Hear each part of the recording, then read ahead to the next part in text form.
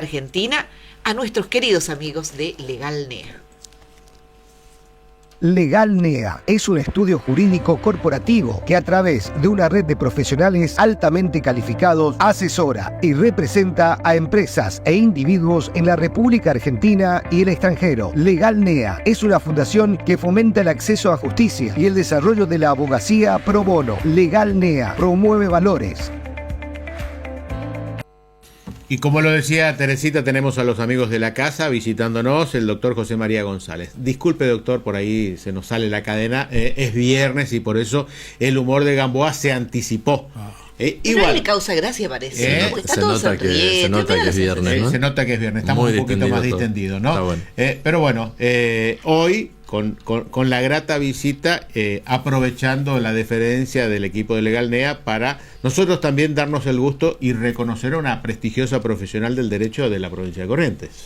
Sí, exacto. Como es la doctora Marta Altave, jueza de la Cámara de Apelaciones Contencioso Administrativa, reconocida, homenajeada por la Universidad Nacional del Nordeste. ¿Cómo le va, doctora? Buen día, gracias por esta visita. Buenos días, mucho gusto. Buenos días a todos ustedes y buenos días a la audiencia también, ¿no? Vamos a romper el hielo. Sí.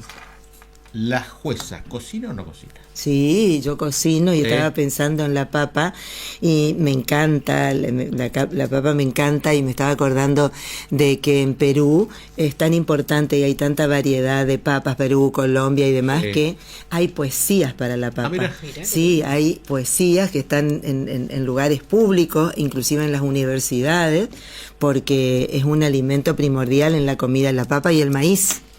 Claro, Perú dijo la papa y el papa también ahora. Pero hoy estamos con todas las luces. No tiene bozal, no hay manera. Gracias a claro, que nos venga el juez penal acá, vamos adentro todos. Sí.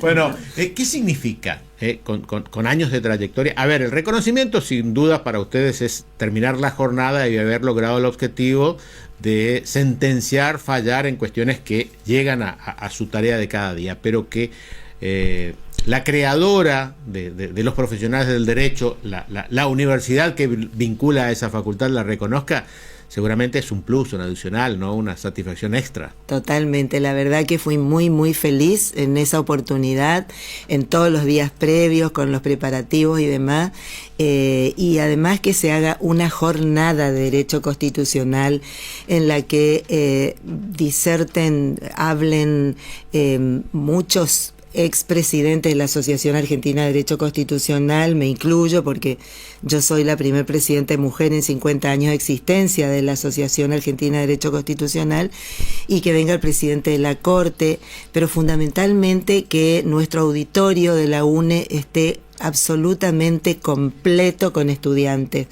Los estudiantes que muchas veces tienen vienen, están, dan el presente y se van. Bueno, realmente se quedaron todo el día estaban ahí escuchando a los autores de libros. Entonces que se haga primero una jornada, después sí, a la tardecita hubo un espacio muy emotivo de reconocimientos para el doctor Mario Midón y para mí. Y realmente fue muy gratificante porque en mi caso son 42 años de docencia, en el caso de Mario Midón son más años de docencia ininterrumpida, sobre todo de una universidad pública, gratuita, laica, donde todos pueden acceder, que cumple con los parámetros de la reforma de 1918. Y entonces, y además quiero decir algo muy importante, quizás no se valora la Universidad Nacional del Noreste en su dimensión, pero tiene 9 extensiones áulicas, claro. Y como Corrientes limita con 3 países, Paraguay, Uruguay y Brasil, nosotros tenemos alumnos de esos 3 países que luego hacen la reválida en sus lugares, pero además la universidad desde hace muchos años se ha acercado a esos lugares lejanos y entonces ha permitido que mucha gente que no tiene posibilidades de venirse a los centros urbanos donde hay universidades pueda estudiar ahí en las extensiones áulicas. Entonces, En estos Qué importante que diga lo que está diciendo en este momento en donde estamos debatiendo o escuchando un debate en torno al verdadero valor de la universidad pública. Bueno, está en la Constitución. Yo siempre digo que la Constitución es la defensa de los ciudadanos. El derecho constitucional es un derecho vivo, un derecho que se escucha en la radio. Ahora estamos hablando de derecho constitucional. En la radio se leen los diarios y la gente vive con el derecho constitucional. El derecho a la salud, el derecho a estudiar, pero además, en la reforma de 1994, esto que eran leyes desde 1918, está en la Constitución. La cuestión de las universidades públicas está dentro del artículo 75, inciso 19, donde se habla del derecho a la educación y además de la autonomía y de la autarquía de las universidades públicas. La Argentina es pionera en lo que tiene que ver con la educación pública igualitaria. Tan es así que cuando suscribe el Pacto Internacional de Derechos Civiles y Políticos y el Pacto Internacional de Derechos Económicos, Sociales y Culturales, en el artículo 13 está previsto que los países tienen que alcanzar todos los niveles gratuitos de educación. Y la Argentina, cuando suscribe ese pacto, ya hacía 50 años que había alcanzado todos los niveles. Y por el principio de no retroactividad de los derechos humanos, nunca se puede volver hacia atrás, aunque lo quiera cualquier gobierno. Porque cualquier gobierno de turno, no hablo de de cualquiera, no puede abolir esto de la educación pública, igualitaria, laica, en todos los niveles educativos. Porque esto es un principio constitucional. Salvo que modifiquen la Constitución, es la única que nos queda. Sí, pero no van a conseguir seguramente el aval en un país como el nuestro, en donde muchos de los que hoy ejercen una responsabilidad en cualquiera de los poderes del Estado pasaron por la universidad pública. Así es. Y bueno, modificar una Constitución no es fácil. No. Se necesitan mayorías parlamentarias para aprobar la ley. Se necesita todo un proceso de reforma de la Constitución, no creo que... Y sobre todo en esto tan sensible que tiene que ver con el acceso a la educación. Para ustedes que hoy ejercen el derecho y que seguramente en algún momento se la cruzaron por el pasillo de la facultad, también debe significar algo muy valioso, doctor, ¿no? Porque, a ver, la persona reconocida o la tuvo como docente o intercambió en algún momento cuestiones vinculadas a alguna aplicación de una sanción o de un fallo judicial. Esto es como un plus. O sea, yo salí de esta facultad, esta docente, esta jueza de la facultad, la he cruzado, he litigado, he compartido momentos con ella. Sí, en mi caso particular, la doctora no se va a acordar seguramente, pero fue mi primera profesora presencial durante 2 clases nada más de Derecho Constitucional en 1992. Pero por supuesto. Yo vine a Corrientes con casi 1 año y medio de la carrera rendida libre en mi pueblo, y el primer curso me tocó con la doctora Altava, y ahí pude conocer su calidad humana, porque por razones de trabajo no podía hacer ese curso. Necesitaba cambiar los horarios, ¿no? Y bueno, con todo lo que representa venir del interior, primera clase en la universidad, abordar a un profesor universitario, pedirle, que en ese momento lo tenía que autorizar el profesor a ese cambio, pedirle, y a partir de ahí conocer la calidez de la respuesta, la capacidad de comprensión del problema humano de alguien que quería estudiar y que laburaba y que se le podía complicar. La verdad que fue una contención muy importante en ese momento. Y a partir de ahí nos cruzó... Pero, a ver, y ahí termina de complementar lo que recién decía la doctora, el valor que tiene hoy la Universidad Nacional del Nordeste de emprender, que la facultad no sea la que está acá en su sede, exacto, sino de que salga. Y usted desde el interior del Chaco tuvo esta posibilidad. Exacto. Y... en este caso la vida después nos cruzó en distintos ámbitos, después terminó siendo tutora de alumnas tuyas. De mis alumnas, digamos, sus hijas, en la escuela primaria, en la secundaria. Después trabajamos juntos en la Cuenca del Plata, en la universidad, donde fue convocada para también dar clases dejando excelentes aportes. Y yo creo que lo más importante de esto es que cuando pasan tantos años, ya 30 y largos, y uno puede encontrar hoy a una persona que en ese momento creo que era secretaria relatora en el Superior Tribunal. Fui 28 años secretaria relatora del Superior Tribunal. Que pudo hacer una carrera como le hizo, no era profesora titular todavía en la facultad, y uno encontrarla 30 y pico de años después con la misma calidad humana y con la misma condición humana, creo que revaloriza mucho más la situación y hace mucho más lindo el homenaje, ¿no? Doctor, usted sigue siendo vicepresidente de AMJA, ¿así es, no? Sí, la Asociación de Mujeres Jueces de Argentina. Antes quiero decir que siento un aprecio especial por José María, porque por todo lo que contó como alumno, y además él fue decano de la Cuenca del Plata, y yo fui docente desde los inicios de la carrera de abogacía, y trabajamos juntos con la reforma del Código Procesal Civil y Comercial de la provincia, y bueno, lo seguimos haciendo en diferentes ámbitos. Sí, yo fui vicepresidenta primera de la Asociación de Mujeres Jueces en 2 periodos. Fui electa en el 2019 hasta el 2021, y luego del 2021 al 2023. Actualmente formo parte de la Asociación de Mujeres Jueces, como lo hago desde su fundación hace más de 30 años, pero hay otra comisión directiva, otra presidenta y otros vicepresidentes. ¿Cómo está ahora el tema del rol de la mujer en la justicia? ¿Es machista la justicia? Nos dan datos de la justicia en Corrientes, de la cantidad de mujeres que están trabajando hoy en la justicia, y la verdad que creo que está, si no me equivoco, está medio igualado con la cantidad de empleadas hombres, empleadas mujeres, pero no así en los roles de jueces. Bueno, el Superior Tribunal de Justicia de Corrientes está integrado por 5 hombres. Así es. Mire, en todos los ámbitos hay machismo, en todos los ámbitos, absolutamente, en los 3 poderes del Estado, en todas las estructuras políticas, administrativas, familiares, en todos los ámbitos, en todos, absolutamente en todos. Hay una ficción con esto de que las mujeres, de que en realidad hay muchas mujeres en el Poder Judicial. Sí. Hay un mapa de género elaborado por la Oficina de la Mujer de la Corte Suprema de Justicia de la Nación. Ustedes pueden ir a un icono ahí en Corte Suprema, en la página OM son las siglas, y ahí van a encontrar el mapa de género. Si ustedes miran, van a ver que hay muchas empleadas mujeres, hay muchas secretarias mujeres, hay muchas juezas de primera instancia, pero después cuando vamos escalando posiciones en la jerarquía porque el Poder Judicial es jerárquico, cuando encontramos cámaras de apelaciones, por ejemplo, usted me va a decir, bueno, ¿qué me dice usted que tiene una cámara compuesta por 3 mujeres? Porque estamos la doctora Billing, la doctora Puig y yo.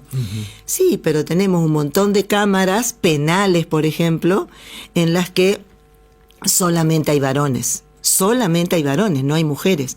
El Superior Tribunal de Justicia, no tienen la culpa los que están sentados ahí en el Superior Tribunal, sino quien los elige. Los poderes ejecutivos y los poderes legislativos, pero son 5 varones. Creo que en este momento, no estoy segura, pero creo que es la única provincia que no tiene en su Superior Tribunal mujeres. O sea, en los cargos jerárquicos no hay mujeres en la proporción que tiene que haber. Fíjense, la reforma de 1994 establece en el artículo 37 que tiene que haber paridad de género en todo lo que sea electoral. Claro. ¿Cuántos años? 30 años tuvieron que pasar para que se cumpla con ese mandato de la Constitución. Solamente en el Poder Legislativo, en los otros poderes no. Pero pensemos, voy a seguir con el Poder Judicial. Vaya al estamento quizás más bajo, que es el personal de servicio y maestranza, que tiene otra denominación, ya no se llama de servicio y maestranza, bueno, tiene otra denominación más elegante.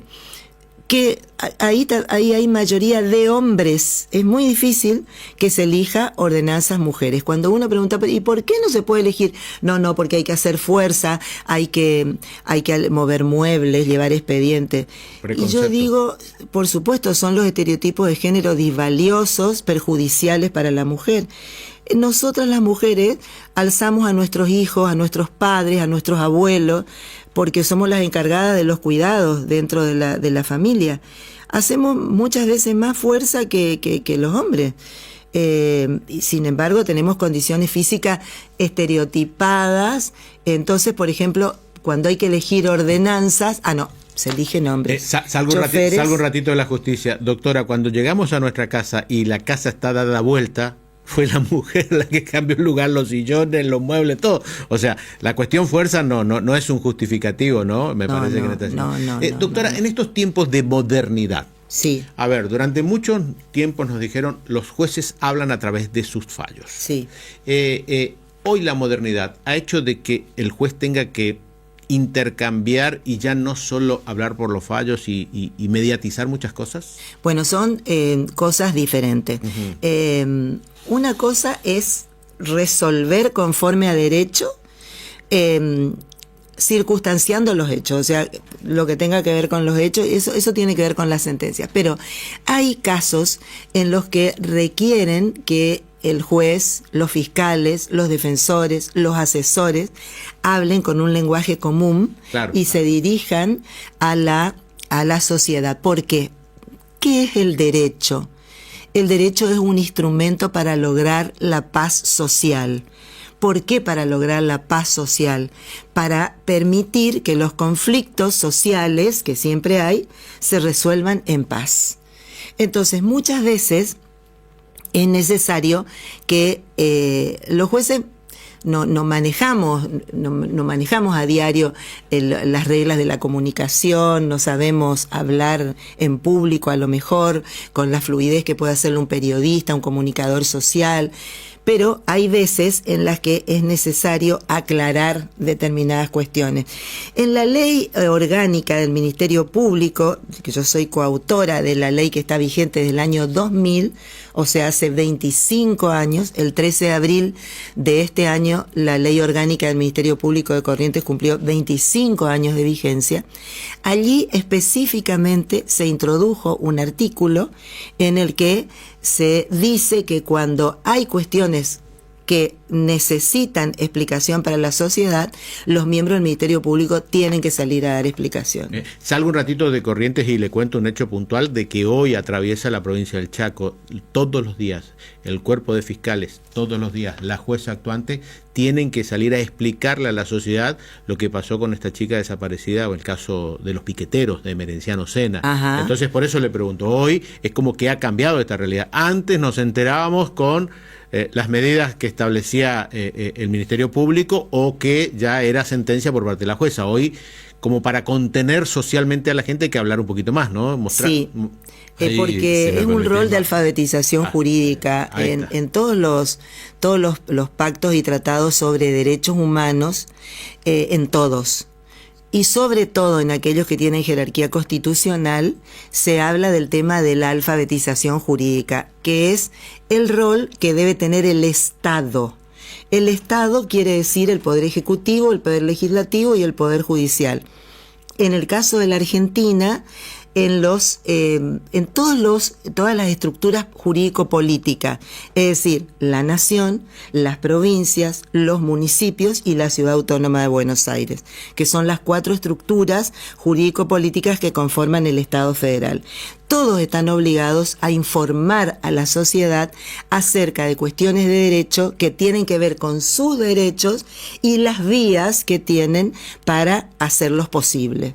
Entonces, la voz del Poder Judicial es importante. Hace muchísimo tiempo, mucho tiempo, que todos los poderes judiciales del país, inclusive la Corte Suprema de Justicia de la Nación, tiene vías de comunicación con la sociedad, tiene entablado a través de sus páginas web, a través de conferencias, a través de capacitaciones abiertas al público en general, pero prácticamente todos los poderes judiciales, por ejemplo, el Poder Judicial de Corrientes, la Corte Suprema de Justicia de la Nación, Chaco, bueno, todos, absolutamente todos, tienen ese canal de comunicación en cuestiones jurídicas, que son las que interesan a la sociedad, y sobre todo en cuestiones que tienen que ver con el Poder Judicial. ¿Por qué?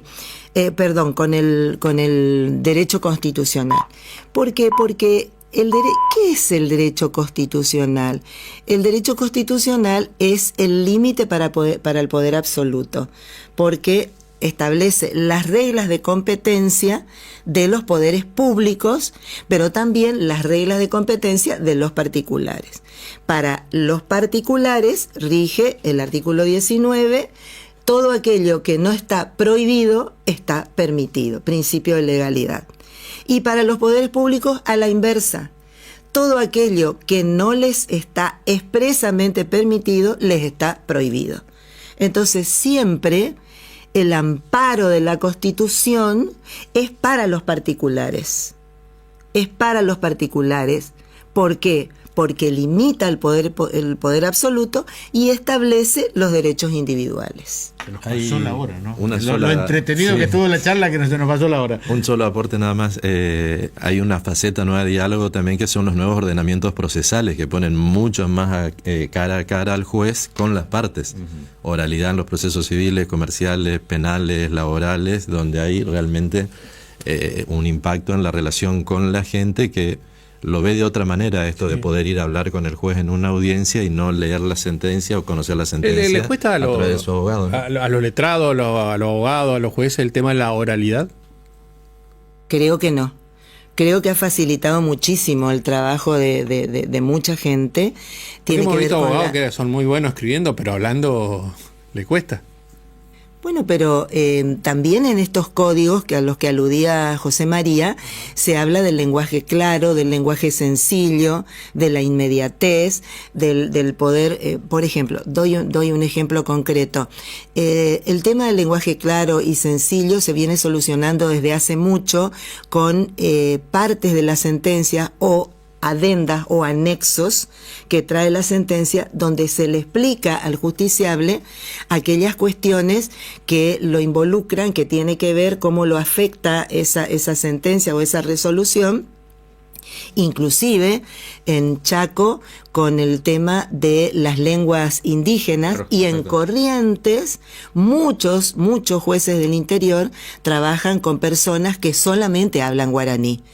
Y entonces, o que la lengua madre es el guaraní, y entonces el castellano, que es la lengua oficial del Estado, en realidad es su segunda lengua, y entonces les cuesta comprender.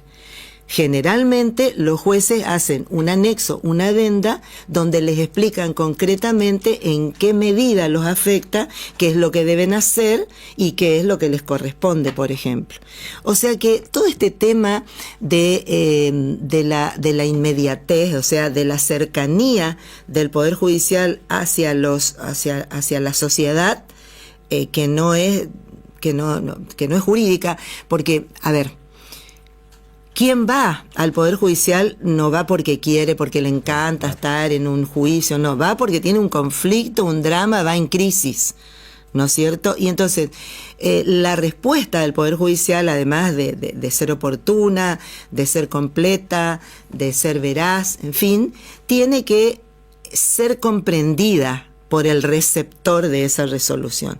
Entonces, ya hace mucho tiempo, muchos años, en que se está trabajando en esa cuestión. Yo creo que hoy jueces, abogados, fiscales, defensores, asesores, todo lo que tiene que ver con el sistema judicial trabaja en ese sentido, en el sentido de que las resoluciones, las cuestiones sean comprensibles para la comunidad.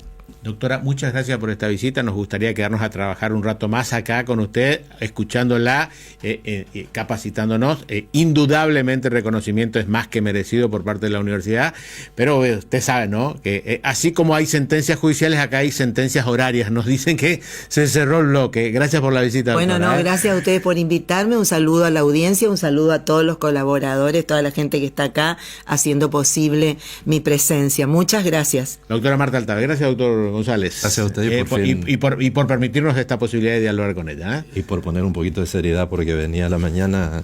No, pero usted se va. Mañana el viernes. Gracias por las facturas que nos va a traer también. Gracias. Ahora, cuando usted se va, se termina la seriedad. Bueno. Vamos a la pausa, Teresita. Buen fin de. Ya estamos, amigos.